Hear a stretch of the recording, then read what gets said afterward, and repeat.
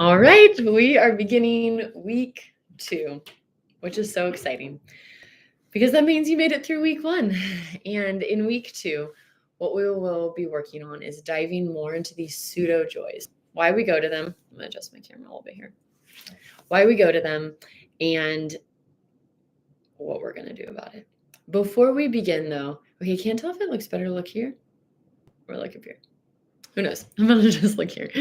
Before we go to them, what we're going to do is we are going to learn a heart massage. I had mentioned this in the group that I was going to put a modality in. And one way to create safety in our nervous system is to tell our body that we're safe. And so the premise of this is that our body is made of energy. We know that. Everything, knocking on me, the table, everything's made of energy. It's moving, protons, neutrons, electrons, all the stuff we learned in science class. But it's real. And our body flows, and everything that God's voice was made of energy. When he spoke words, which was energy, it created things made of energy. So sometimes our energy gets out of whack, and sometimes our nervous system gets out of whack. So we're going to calm our nervous system. It's called a heart massage. This is what we're going to do. You can close your eyes if you want, but you're going to heart massage yourself clockwise. You're watching me. Actually, look, it's mirroring. Look, clockwise. Okay, so you're going to go clockwise.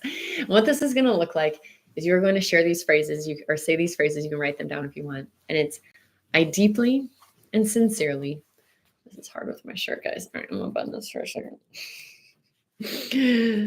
I deeply and sincerely love, accept, and forgive myself. And I know that God deeply and sincerely loves, accepts, and forgives me.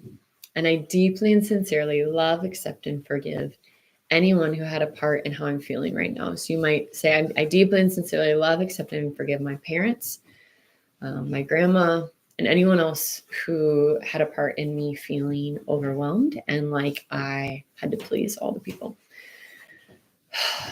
And you can just say it again. I deeply and sincerely love, accept, and forgive myself. I deeply and sincerely love, accept, and forgive God.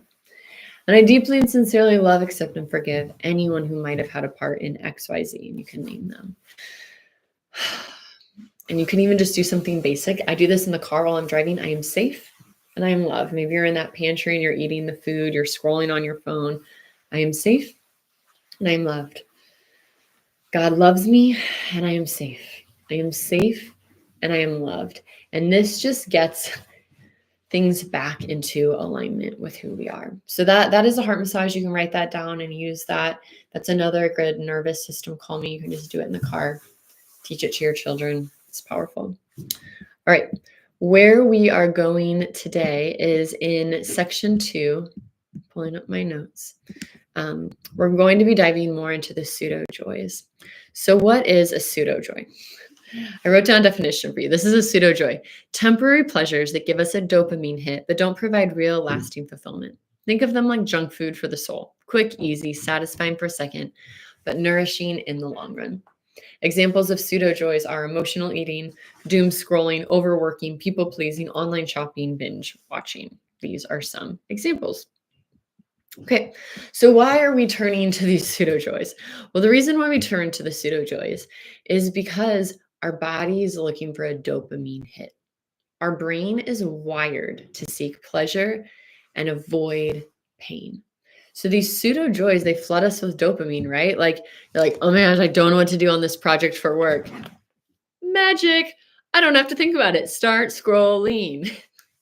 Or maybe you're like, I don't feel productive. So you go and do a bunch of stuff around the house that isn't really productive, but you feel productive. Maybe you're like, I'm feeling sad, scared, not safe, overwhelmed. You go and you eat something that will make you feel more comforting. I'm bored. Eat. I'm happy and I want to feel happier.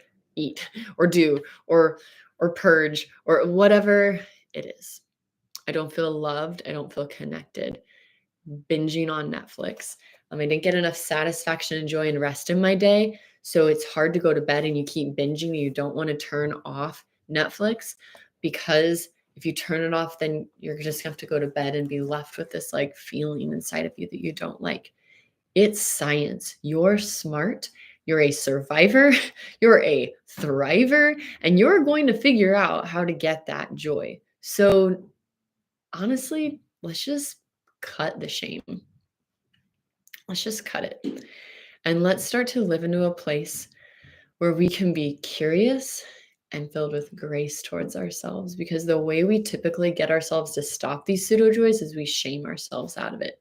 See, there it went again. You ate the entire bag of Lay's potato chips. Go throw the bag away, feel all this immense guilt and shame. And if you were with us at the end of our session that we just had for week 1, we went through taking God into one of those places where we're indulging in those pseudo joys and asking him to sit with us. And what does he have for us? What does he have to say? Because guess what? God's not like, there you go again, eating all the Lay's potato chips or scrolling on your phone or whatever. Like, he's not. Most likely he's down on his knees, sitting there, begging for you just to be with him. He's hugging you. He's loving you. He's speaking words over you. He's tending to you because he knows your nervous system. He made it. So when we go to this, it's because we're in survival mode and we are going into fight, flight, freeze, or fawn, which we talked about this last time. And fawn is people pleasing. And instead of addressing these deeper emotions that we're feeling, we're going to these things. So again, we can just drop the judgment on ourselves. And also, if you've been trying to do like mitigation of like, well, I just won't have the food in the house and I just won't, I'll just create all these barriers. And I think they're good. I have them for myself. I literally own 2 phones now because this little thing only has social media on it and I just don't want it in my life. There are certain foods I don't buy when I'm at the store because I don't want them in the house. So there are modes of keeping ourselves, making it easier. These things aren't going to be our savior. They're not going to save us, because even if you are trying to go to the cookies in the pantry and the cookies aren't there, you're going to find something else. I'll share a story of myself with a sugar addiction. And addictions are embarrassing. So I don't share this with like, oh, look at me, this is so exciting. But I was in in our apartment. We were first married. I was 21 and we had a tiny little apartment, tiny little pantry. And I would buy these Trader Joe's JoJo's, so I'm trying to eat healthy. Like if I'm going to have a sugar addiction, at least I can try a healthy one. And I laugh because we all just know how funny that is. But I remember I was like, really like, I'm done with this. I threw away the tubs of icing. I would just like buy tubs of icing and eat them. I got rid of all this stuff. I was in this place of like panic and despair. Really was in a place of struggling with depression and anxiety. And it was about around the time where my mom and my husband were like, we can't save you. We're not your saviors. You need help. And I went and found my first helper who helped me and taught me things like the heart massage. But I remember one of these moments where I'm struggling and I go to open the pantry, and thanks to me being so healthy, there's nothing in the pantry for me to binge on. And when I would binge, I would black out and I literally would like eat a whole pack of JoJo's and all of a sudden kind of wake up and realize, where am I? Oh, I'm here and I'm doing this thing. So if you've been there, I see you. I get that. I don't quite know the science on it, but I'm sure it's a way of our body to block the pain even more that we don't even know. It's like the pain is so great, we block it while we're trying to soothe ourselves. Like there's so much there. But anyways, I'm in the pantry and there's nothing there but a bag of raisins, organic nonetheless, like seriously. And I eat the entire thing because it was the sweetest, most sugary thing I could find. And so I share that all to say it is good to not make it harder for us to indulge in these things. I will never put social media back on my main phone. I just won't. It's been good for me. I purposely don't buy a lot of things at the store. It's good for me, but it is not the savior. It will not solve our problems. We have to begin to know what these unmet needs are, because when your body is in this sympathetic state, which is fight, flight, freeze, fawn, it needs to get to the parasympathetic, which is joy, rest, creativity, play. And that's where you're going to be able to come up with strategies for how to help yourself or just how to know what you need. So your body's trying to get you back into that place, but it's not how it really is going to truly get back. It's like a falsehood in a way. And so what we want to begin to do is to identify when we go to those places, and it might be happening in the midst of those things. What am I going to?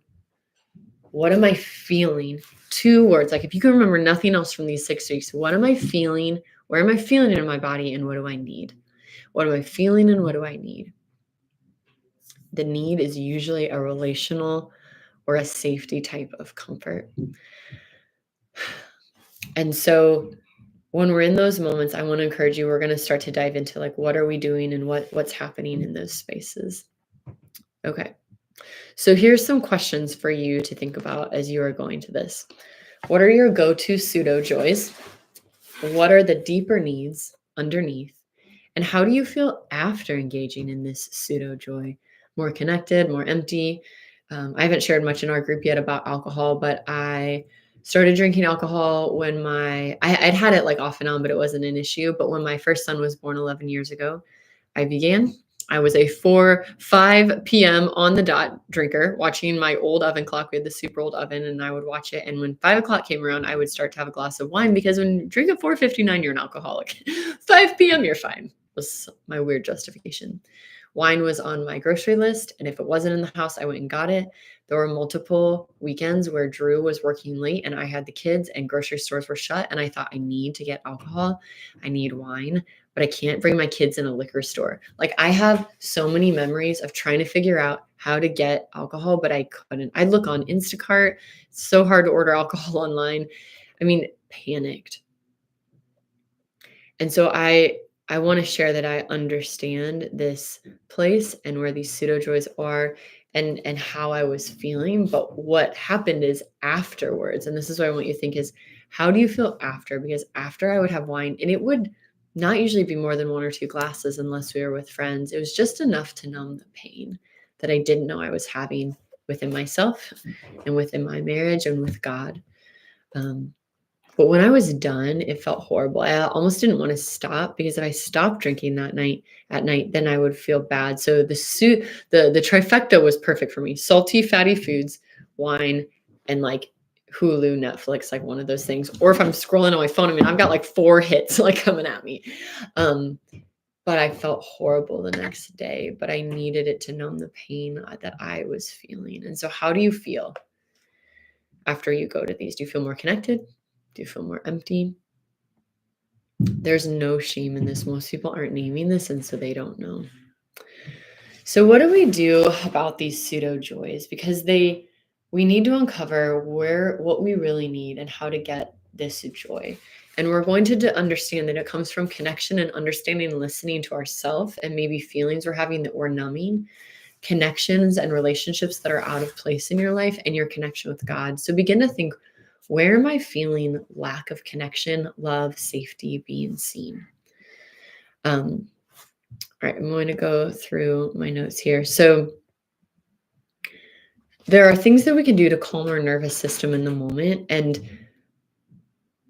things that can do to help us. But again, just like removing the thing from our home or getting the social media off our phone, it's not the saving grace. So some people will be like, well, maybe instead of drinking red wine, I'll drink like red juice or red tea, and I'll still put in the same glass. And these are great. Like, I use some of that stuff as I was like slowly transitioning and moving along.